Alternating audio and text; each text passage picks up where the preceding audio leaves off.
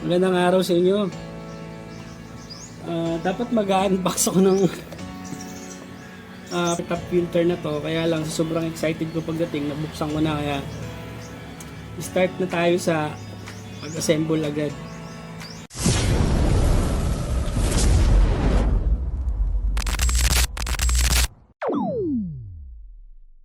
Aquarium top filter. Ito yung model nyo. GD600. Ito yung pinakamalaki sa lahat ng model. So merong 500. Kaya lang, mas maliit, mas mahina yung pump. So, since 50 gallon yung paglalagyan ko, pinili ko na yung pinakamalakas. Wow! Pang mga 50 gallon tank, I think. Assemble na natin. Okay.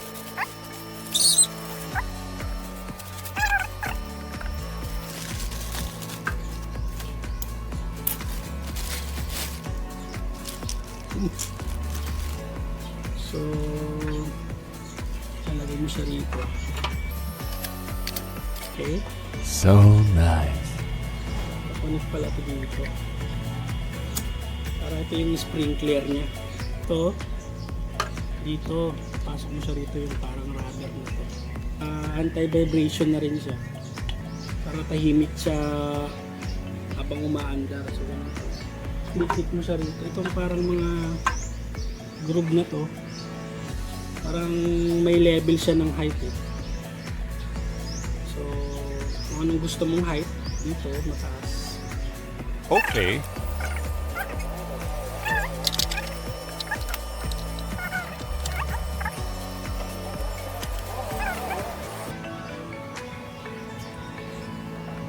So, okay, tapos ulit naman natin tong pangalan na ito. Maluwag siya oh. Ito lang. Okay. So, kailangan mo pa siyang i-push. Ganun lang. Hangit ah. Ano yun? Sobrang luwag. Actually, pwede mo siyang i-push pa. Ang dulo, pero pwede naman siya. Kaya lang may parang higop din sa part na to kasi maluwag. Hindi lang dito higop. Mayroon din konti dito. Nga pala, dito yung parang extension niya. Ganito yung tsura niya kapag na-assemble mo siya plus yung top. So, yun pala yun. Okay. Wow! Hindi siya kahaba. So, sabihin mo na. Maganda naman siya. Sa aesthetics, maganda naman. Kaya, yung filter foam niya, kasama ng filter media. Washable. Kumbaga parang dinisign siya na washable siya. So, hindi mo siya pwedeng palitan to. I think pwede pero tatanggalin mo to kasi naka-ano siya, naka-glue. Ito naman. Sinong may idea kung ang para saan to? I-comment naman. Salamat. Oh no! So, yun. Testing naman natin. So guys, babanlawan ko muna tong filter na to kasi malikabok siya. Hugasan ko muna. So, hugasan nyo na rin. Mas recommend kong hugasan nyo na rin. I think ito, punasan nyo na lang kung ayaw nyo hugasan.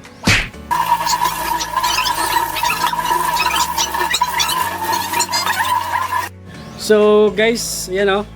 I-test natin. Actually, meron akong filter doon na maliit lang siya. Actually, pang ano lang ata to. 15 to 20 gallons. So, para lang may filter, ginamit ko muna yung temporary since bagong bili ko kasi ito second hand itong tank na to 50 gallon. Hindi ko na na-videoan yung paglinis kasi grabing dumi nito nung binili ko to, yung parang mineral build up parang ganun. So then nabasag yung parang top support nya, so ginawa ko na lang ng nag-customize ako ng kahoy. Well, kaya naman, matibay naman siya. Nagawa ko siya ng ipapanang maganda. Kulang na lang dito think waterproof na paint. Kung merong wood stain, mas maganda para lumabas pa rin yung texture ng kahoy para naman design. So kung gusto niyang gayahin to, take your own risk na lang. Yung kamote ko, ang lago na ng dahon, ang ganda pa ng kulay. Yung may ugat niya, ayan. Nakakatulong din yan para mabawasan yung ammonia nung tubig nyo yung sa water quality. So ayan, try na natin. So yan, gumagana na siya. So kaya lang parang maalog siya. Isa natin. Walang lumalabas na tubig ah. Parang may problema. So ayan, meron lang lumalabas na konti. Wait lang ah. Mukhang nag-a-adjust pa siya. So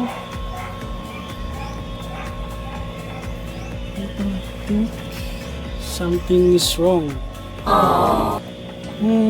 Ayaw gumana. Wait lang, may mali ata. Bakit ayaw umangat ng tubig? So yun guys, we have some issues here.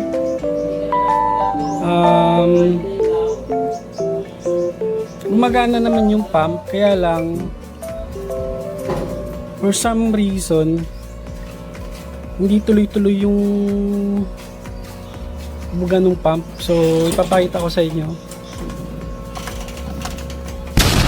Ayun, gumagana yung pump. Ngayon, pag sinubmerge mo siya, may lalabas naman na tubig, kaya lang hindi na tumutuloy. So yun. So ganun lang. Actually, meron akong ganitong same problem dun sa nabili kong hang-on back filter para sa 20 gallon ko. Ganito rin yung problema niya. Ayaw tumuloy ng tubig. Ang ginawa ko doon, wait lang, ipapakita ko sa inyo yung filter na yun. So, ito yun guys. Yung Sunsun ba to? Itong binili kong filter na to, ganun din yung naging issue nun, yung una. Ngayon, ang ginawa ko doon, pinalitan ko yung propeller nito nung parang, meron ako kasi meron akong sirang motor pump na hindi ko na ginagamit. Sinubukan kong pagpalitin, yun gumana. Hindi ko alam kung bakit ganun. So, tara, balik tayo dun sa top filter. Sa tingin ko kailangan kong buksan to. Pwede nyo namang isauli kung meron kayong ganitong issue, pero kasi since na experience ko na to dun sa pinakita ko sa inyong ang one back filter, try natin gawan ng paraan kung uubra ba. So meron siyang lock dito, dalawa, so sundutin nyo lang yan, push push. Same din sa kabila. So yun, bukas na natin. So tulad ng nabanggit ko sa inyo kanina, yung pinakita kong hang-on back filter, ito yung naging issue ng una. Malaki yung propeller niya nung una. Tapos meron akong existing doon na hindi ko ginagamit na pump. Sinubukan kong pagpalitin, ay pinagkaiba nila yung original na propeller nung hang-on back filter ko. Ang kapal. Tapos halos sagad siya rito. So parang nahihirapan yung pump na i-push siya. So pinalitan ko siya ng mas manipis tsaka mas maiksi. Kaya lang dito, so nakita ko naman dito, tama lang naman yung niya. Maybe mag-experiment tayo. Try natin tong paraan na to kung gagana ba ulit. Ito naman yung ilalagay natin dito kung same pa rin ba. So yan kumasya naman siya, kaya lang kung i-compare mo siya dito sa original na propeller. Tama ba guys? Propeller ba tawag dito? Comment na lang po kung tama ba. So 1mm na bawas. So try natin. Tsaka medyo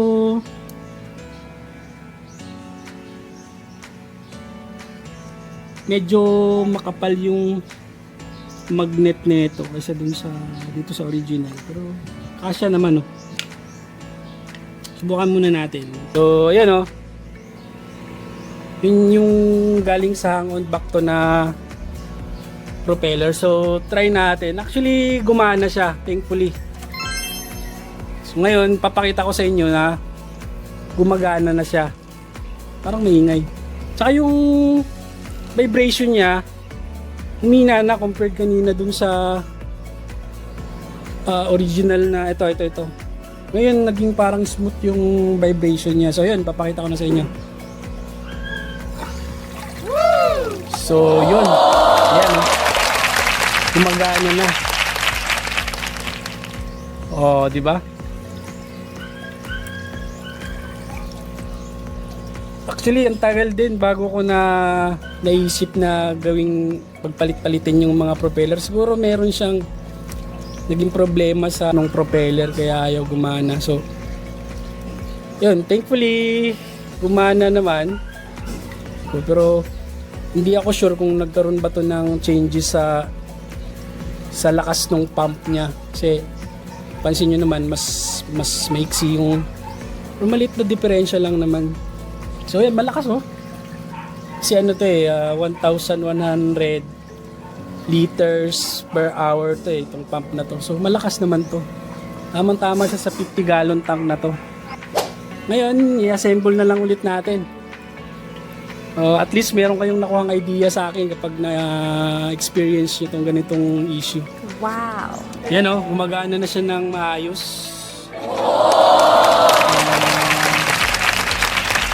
Yan, malakas na rin yung flow. Nakala ko sira or factory defect ba.